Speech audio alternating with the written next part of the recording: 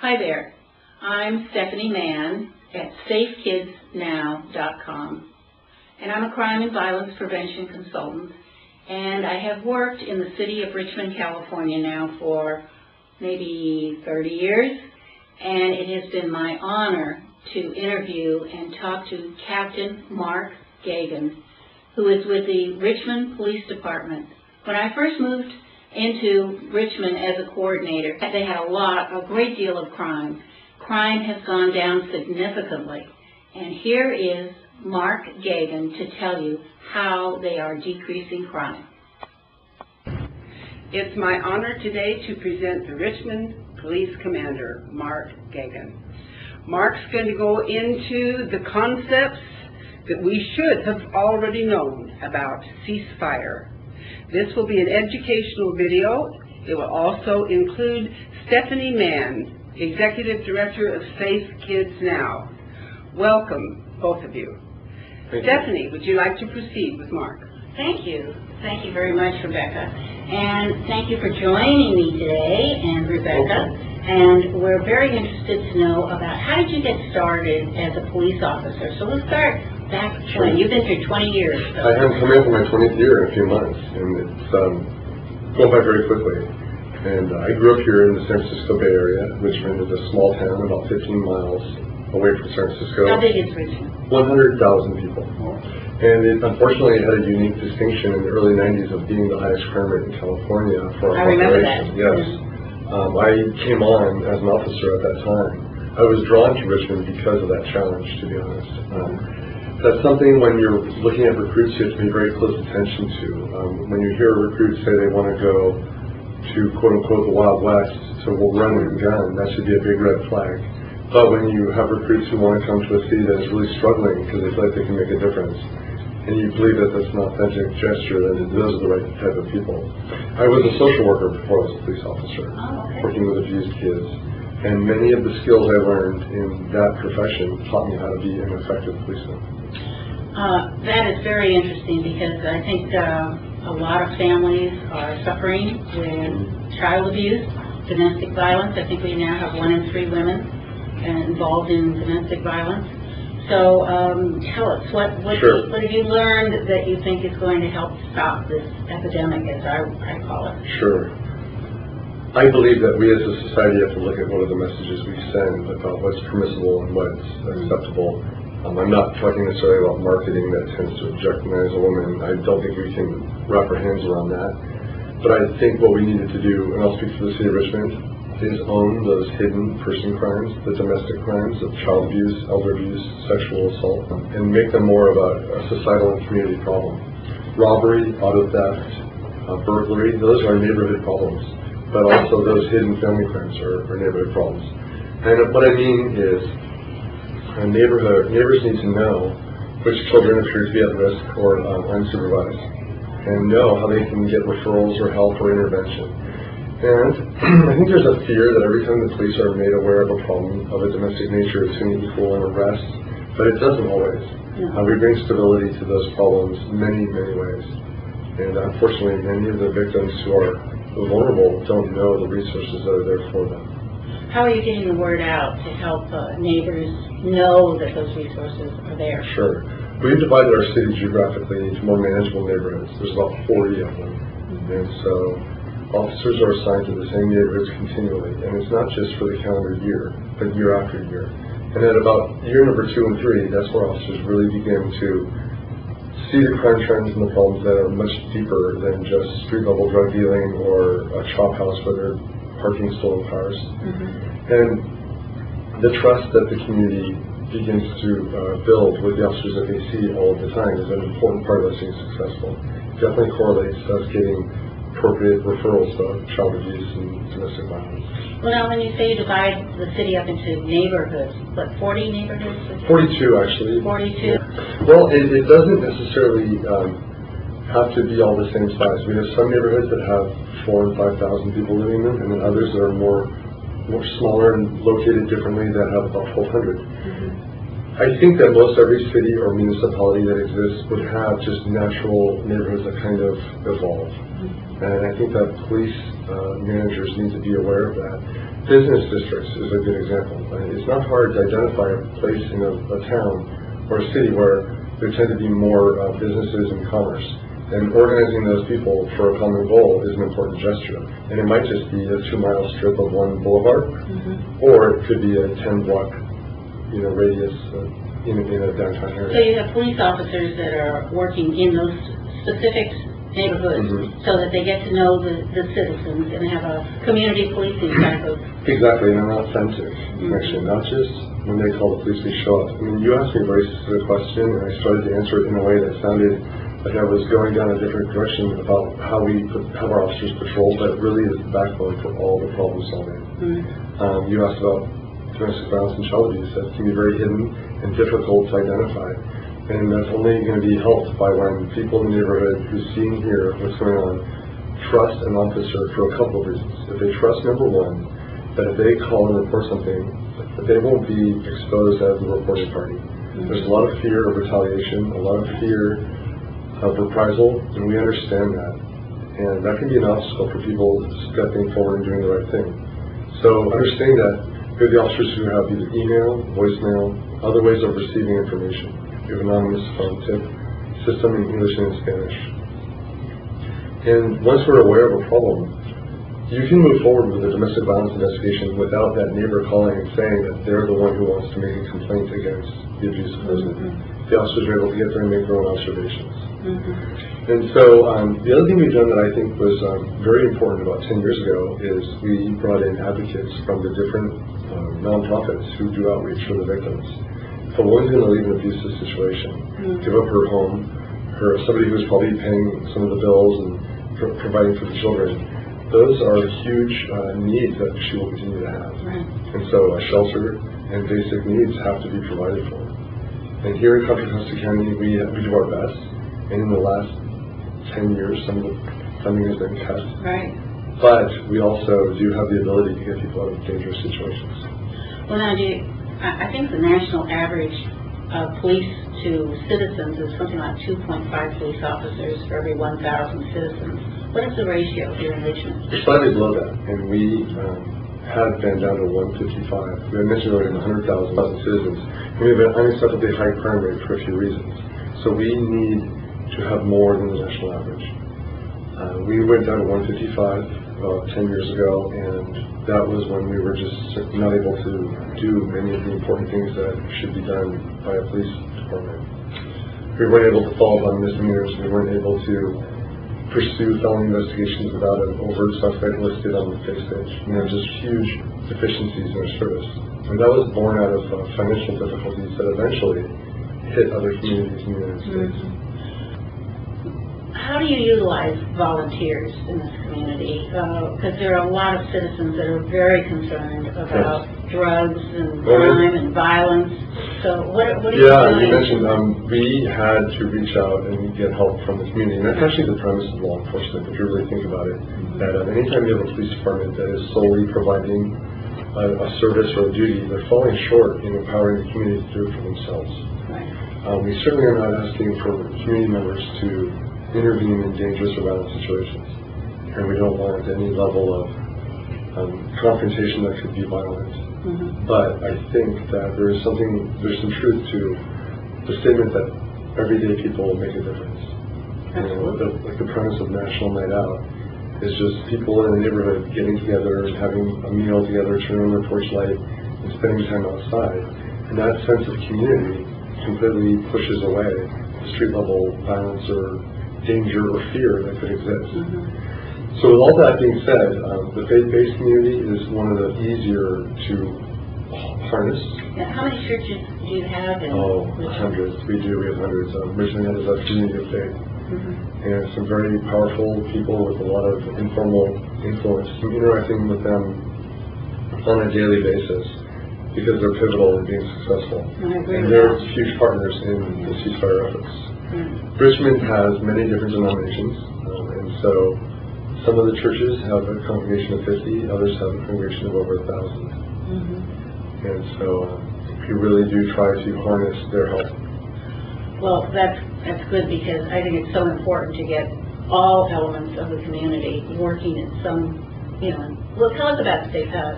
Ceasefire. Ceasefire is something relatively new, and didn't it start in Boston? Yes, I recently became a part of our ceasefire efforts. I understood what it was, and it goes to say it in a very simplistic way, is that the Project Ceasefire is a legitimate partnership of the faith-based community, service providers or community-based organizations, everyday citizens, and law enforcement. And with those four basic domains coming together, what needs to happen is a law enforcement agency needs to identify the small group of people that are perpetuating a majority of the violence. And so, in law enforcement, traditionally you run into obstacles when you begin to use the word like profile or any type of conjecture about a person. If you wanted to do, for instance, geographic restraining orders, you would get a huge pushback, because people are saying, you're saying that I can't be in this one neighborhood solely because of my skin color or my reputation. That's not fair. And many civil rights attorneys tend to agree. We're sensitive to that. But what I'm speaking about is something slightly different. I'm speaking about that small percentage of violent criminals who has emerged either through past arrests and convictions, and then also just sort of street credibility and other indications that that person is involved in a very dangerous lifestyle. That they're either going to end up being the victim of a shooting or perpetuate gun violence. And either way, the consequences are dire. Usually we say it's a choice between a jail cell and the graveyard.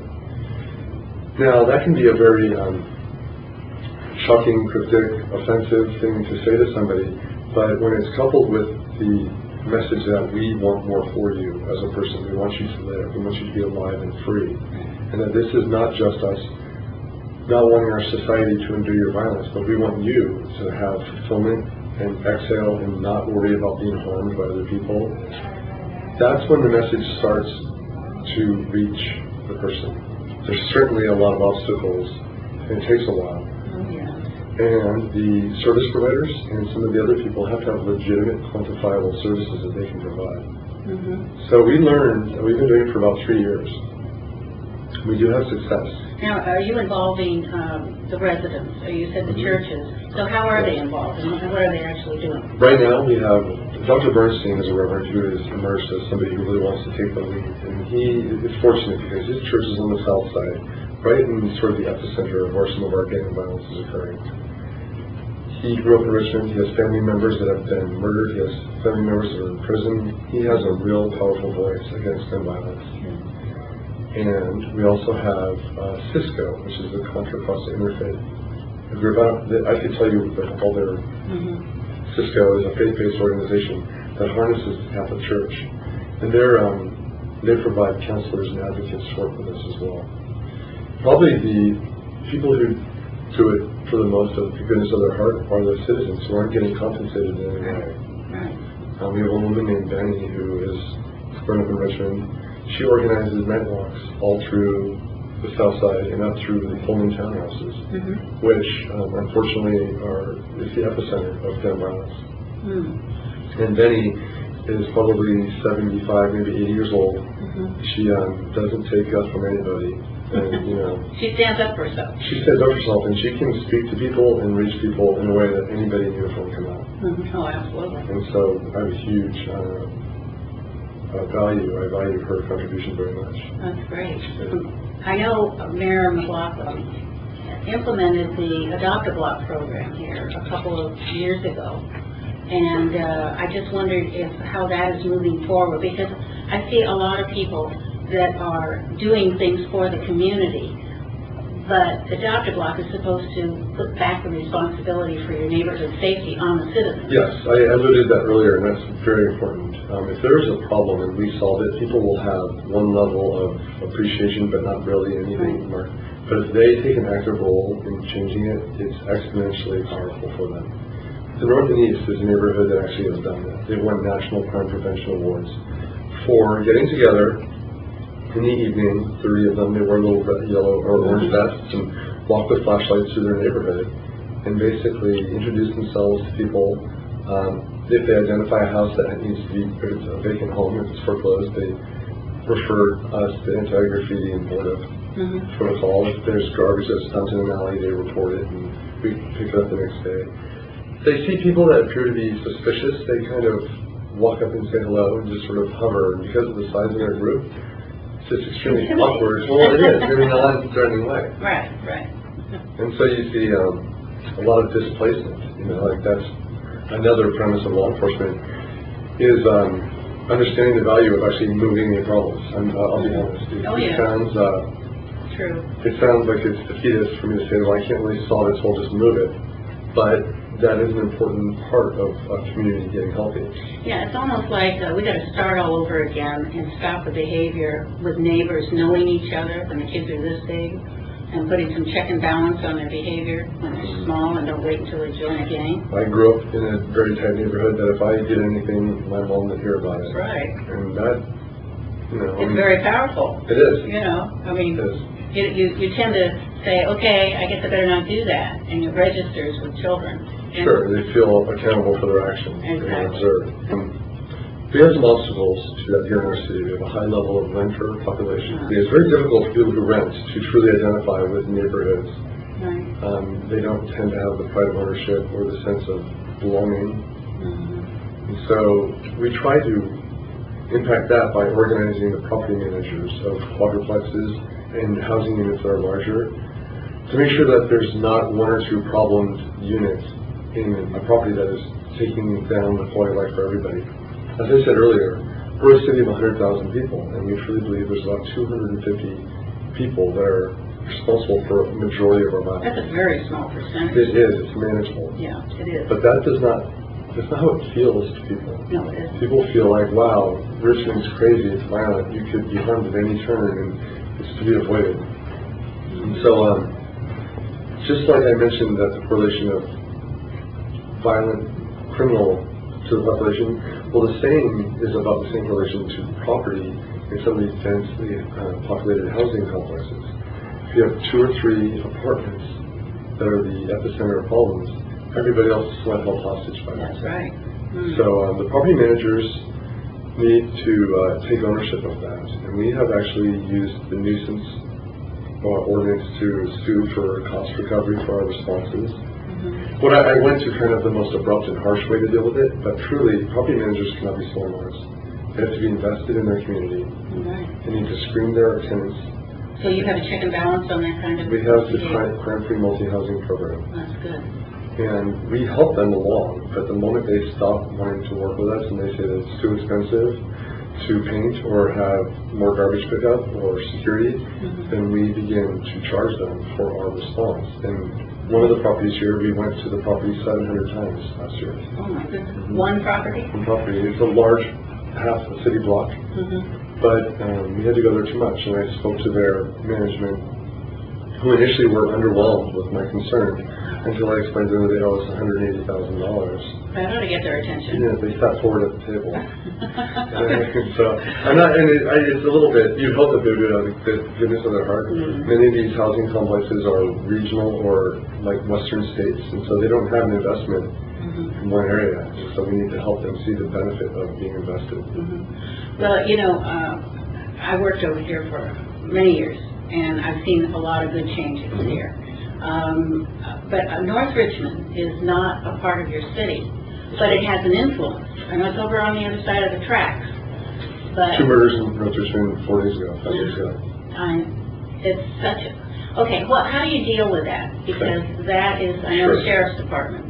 Sure. The City of Richmond, the municipality of Richmond, does not have control over North Richmond. It's county jurisdiction, unincorporated. And the sheriff has deputies assigned there. I think there's 4 resident deputies that are assigned. North Richmond, I think, has about 4,000 or 5,000 people that live out there.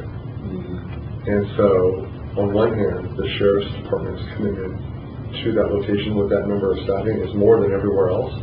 But unfortunately, the nature of what's going on out there would necessitate that they should have more officers. In my particular work as a prevention specialist, I know that my job was to get more citizens involved and get them more connected. Do you see that happening beyond ceasefire? I mean, neighbors taking responsibility for the kids growing up in the block? I'll speak for the city of Richmond, and I would say yes. With our investment in the neighborhoods, we are seeing more people attend community meetings. We are getting calls now, more calls for service about problems, and that's an interesting way to look at your crime rate. When people are afraid and crimes are occurring, your crime rate may not accurately reflect what's going on because people are just simply not reporting it. You know that about domestic violence. Yeah. So the more trust you build with the community, you see an increase in the crime rate because people are reporting more now. They'll either call the officer directly or anonymously call 911 and report what's going on. So you can actually see an increase in calls for service, which makes your crime rate go up. But it's actually a clear understanding of what is occurring. And so it prompts the question, but would you want to have an accurate understanding of what's really going on? Or would you want there to be a disconnect where you're not getting all the information and you can falsely report lower numbers? We take a fearless look at our crime rate and we actively try to get people to report whether there's cultural or language barriers, fear and intimidation. We really have been trying to get more involvement. Well, what do you think is the biggest changes? You've been here 20 years. What are you seeing as the biggest changes? When I first got here, the city was out of control. I'm not being anecdotal to the fault or exaggerating. I remember driving past violent crime locations to get to another shooting, like passing somebody who had been shot to get to another shooting because I knew other officers were going to go handle that shooting. And there just didn't seem to be any end in sight. We were resented by the community because we were not connected, we weren't explaining what we were doing, we weren't empowering the community. There were some flashpoints with officers using force.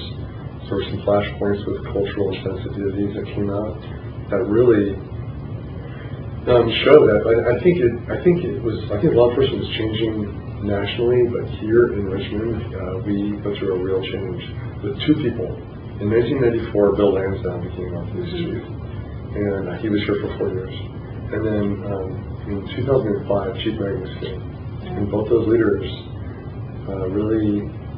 They were very community-oriented. Yes, yes, but also I would say that they put the infrastructure in the right place in the department to make sure we could provide, make good on the promises we were making. So I've actually, and this will sound hard to explain in a short interview, but I think I really learned by watching Chief Gagan. I think I've learned how to fix a problem in the police department. Anywhere, and the more the officers say, oh, crime's out of control and this, and I can look and see which management personnel, which supervisors are part of the problem, and just either don't know how they can change and learn to be more effective, or they might have to go. Well, now are there classes? Are you teaching classes to help? I'm not. I've been to several. And the reason I say this is that cities go through it alone. With your budget, with the political landscape, with the crime, it always feels like you are alone. But there are some common themes, no matter where you are, a city of 1 million, a city of 100,000. There's some common themes. And it starts with that officer being able to understand his role in his community, making sure he's got the right mindset to do the job, not overly overwhelmed with the violence or the chaos, not suffering from traumatic stress. He's got to be trained well and given good equipment. And that doesn't, if your budget is not going to allow you to do that, well, that's an explanation for why you will fall short, but it's not an excuse. Do you see any training for citizens on how to be good neighborhood leaders so that they know how to interact but not divulge secrets or problems, get themselves in trouble? Well, I think you have to look at it as the individual motivation for people wanting to get involved, and there are different categories that it falls into. You have to avoid those people that want to pretend like they're a cop. And will, when you're not around, bully their neighbors with, you're going to go to jail, And there aren't too many of those. Right? Not too many, but they emerge with that are ferocious, they cause real problems. Okay. And then I would say that's maybe the one category. I think there can be extremes. If somebody wants to be in charge because they want to kind of feel like they run the neighborhood, then what you want to find is somebody who's willing to sort of work on a project where they don't get individual credit. You know, and there's that tired old saying that you can accomplish amazing things when Nobody gets nobody gets the credit. For the community, that's really the case. They benefit from the improvement, but when people want credit, or when people want grant money, or other things like authority, that's when it starts to break down. Right. And you can see very human foibles Oh, yes. when you're putting these task forces together. Absolutely. So, but usually you want to find people that have been in the neighborhood long enough to remember when things were better, and that they want to get back to that.